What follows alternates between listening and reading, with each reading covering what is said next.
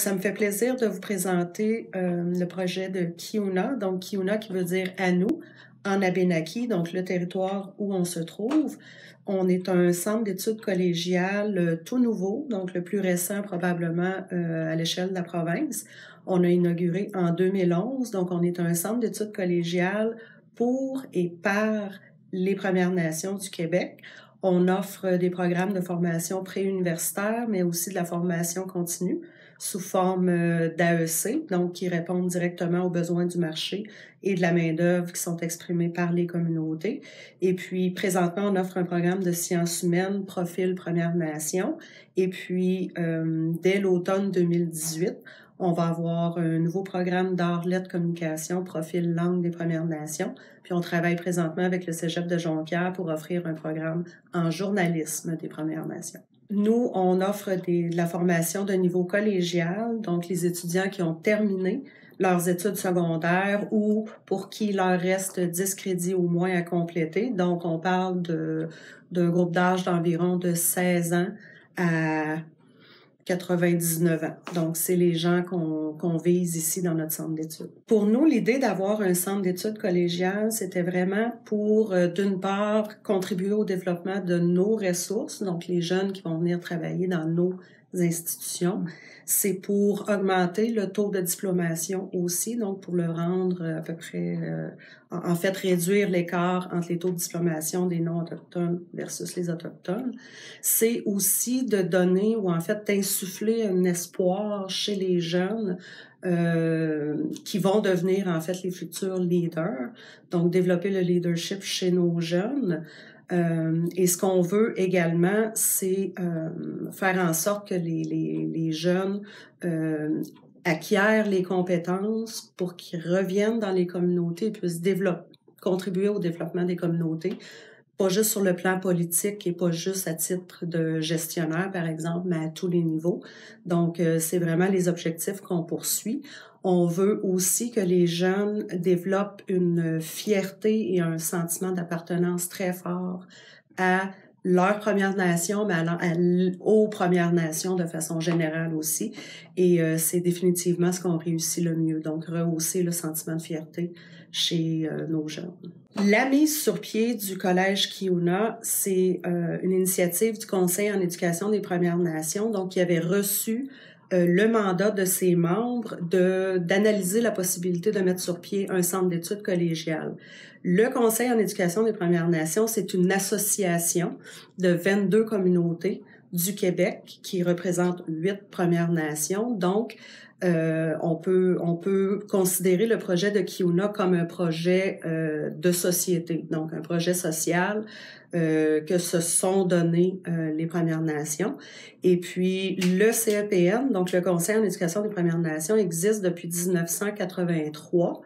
Et les mandats du CEPN sont quand même très variés. Et il y en avait un qui était de voir à la mise sur pied de Kiuna. Et puis, c'est finalement en 2011 qu'on a ouvert nos portes. Donc, c'est vraiment le Conseil en éducation des Premières Nations qui a porté ce projet-là et qui lui a donné naissance. Et on est encore rattaché aujourd'hui au Conseil en éducation des Premières Nations qui agit comme la maison mère de Kiuna. Donc, qui assure la direction générale, si on veut, du projet. Sur le territoire du Québec, on retrouve 10 Premières Nations et la nation Inuit, le peuple Inuit. Donc, nous, ici, on est ouvert à l'ensemble des Premières Nations qu'on retrouve sur le territoire. Donc, on a une mosaïque culturelle et linguistique très intéressante. On a des jeunes qui proviennent de partout à travers la province, d'une multitude de communautés et de nations. Donc, depuis 2011, on a reçu des jeunes de toutes les Premières Nations et même de la nation Inuit, et on accueille même des jeunes qui proviennent de d'autres provinces et des États-Unis. Pour nous, l'arrimage, en fait, entre ces différentes cultures à l'intérieur des Premières Nations se fait quand même facilement. On le fait à l'intérieur des cours qu'on dispense, on le fait avec la lecture qu'on demande aux étudiants, les travaux que les étudiants ont à faire, mais on le fait aussi avec l'aide et la collaboration des gens des communautés qu'on invite régulièrement. Donc, pour nous, c'est pas un problème. Et ce que j'ai pas mentionné, c'est qu'on offre la formation, puis nos services aux étudiants sont offerts en français et en anglais.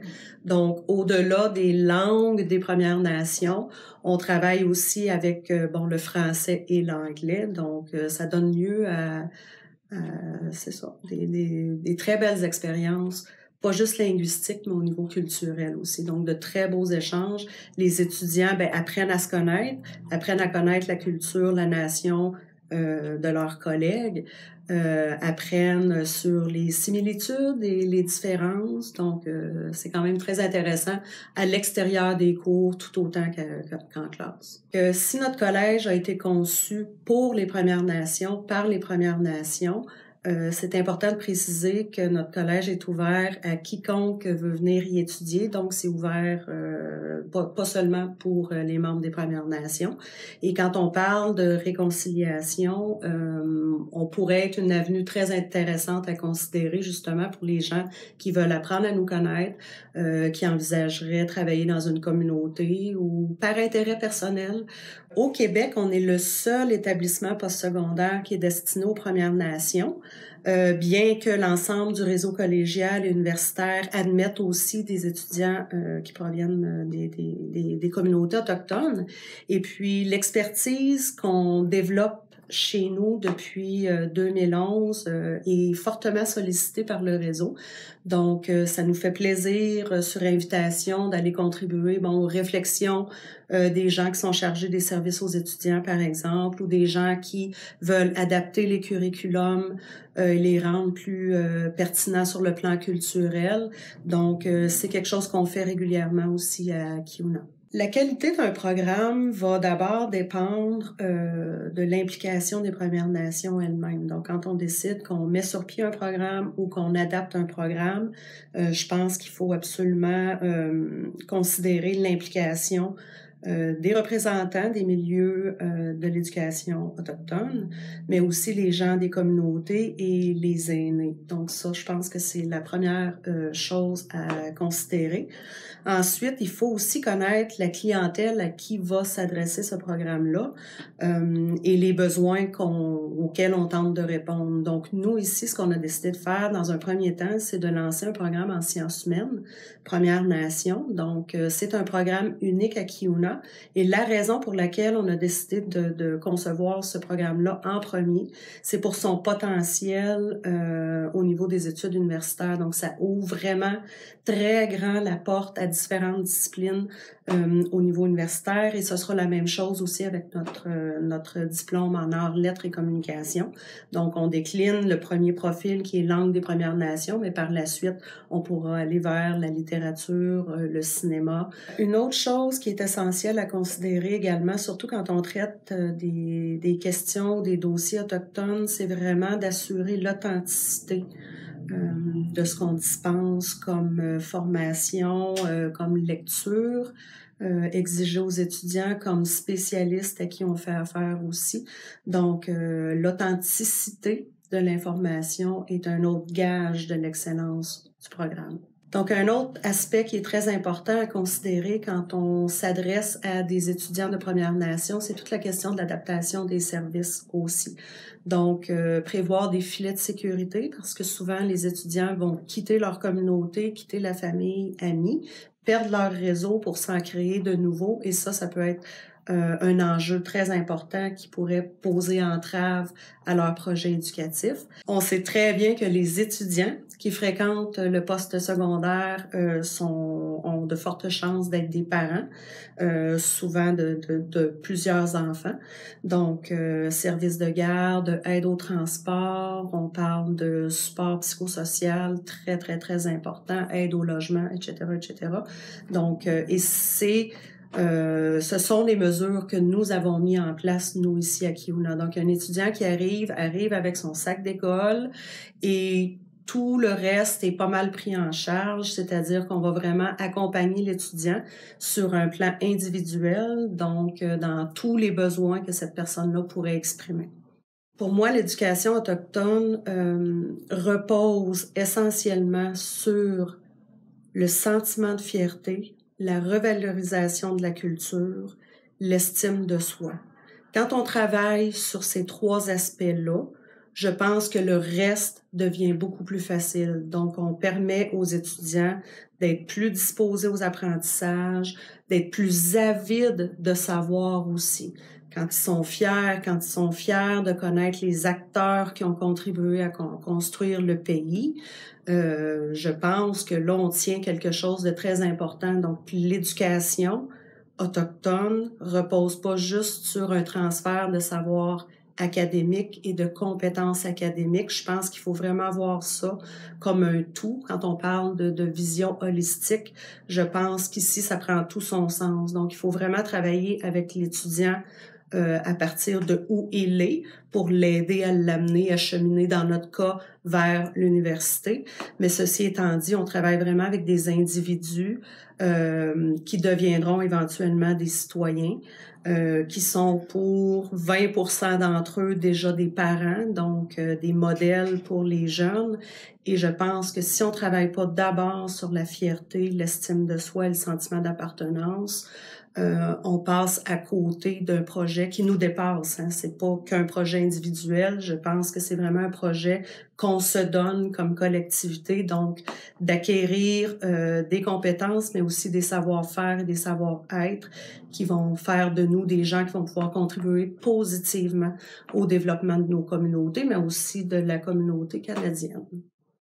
Je pense que la vision de l'éducation autochtone doit être co-construite. D'abord, nous, comme Première Nation, on a un rôle très important dans la détermination des besoins que nous avons, dans les orientations, dans l'adaptation des cursus et des programmes. Et quand je parle de co-construction, c'est que les institutions de la société dominante, je vais dire ça comme ça, doivent aussi reconnaître les aspirations des Premières Nations dans le développement de nos propres institutions, que ce soit en éducation, que ce soit en santé, en justice, par exemple.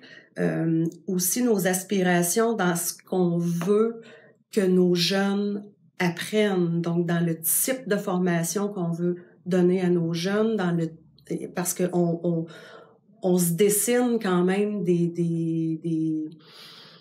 on a une vision de ce qu'on veut pour nos communautés en termes de développement et en termes d'institutions qu'on a besoin de mettre en place. Donc ça, il faut aussi, quand je reviens à la co-construction, il faut aussi que l'ensemble des établissements d'enseignement soient conscients, mais qu'ils acceptent aussi de construire avec nous ces nouvelles ressources-là, ce nouveau leadership-là. Donc, on n'est pas en compétition.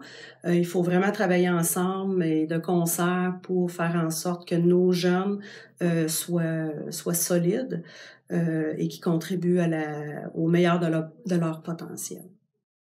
C'est sûr qu'on a toujours besoin de financement pour bonifier les services qu'on offre, pour élargir notre offre de services en termes de programmes. Mais ceci étant dit, je pense qu'il faut continuer à motiver les jeunes générations dès le secondaire 3 et sans arrêt leur faire comprendre que d'accéder à des études postsecondaires, c'est un possible. Mettre en valeur les diplômés qu'on a, on en a 76 depuis 2013, donc mettre à contribution aussi ces belles réussites-là pour qu'ils puissent encourager leurs petits frères, leurs cousins, cousines à entrevoir puis à démontrer que oui, c'est pas toujours facile, c'est exigeant, mais qu'on peut y arriver et que de rentrer dans un programme d'études collégiales, d'entreprendre un programme d'études collégiales peut ouvrir toutes sortes d'horizons. Donc oui, c'est normal qu'on arrive à 16, 17 ans, 18 ans en ne sachant pas trop ce qu'on veut faire. On connaît pas tout à fait le monde hein, à cet âge-là. On commence à s'ouvrir à peine et de découvrir qu'au bout d'un an et demi d'études collégiales, les projets d'avenir deviennent beaucoup plus clair et que là, on s'engage dans des études universitaires ou après avoir suivi une formation continue dans différents domaines, on se retrouve sur le marché du travail aussitôt les études finies. Je pense que c'est quelque chose. C'est une richesse à mettre en valeur et les étudiants eux-mêmes ont certainement un rôle à jouer. Et nous, chez nous, c'est la place qu'on leur donne aussi. Donc, on veut vraiment que ces jeunes-là deviennent des vecteurs de changement, mais surtout en encourageant les plus jeunes générations à suivre leur pas.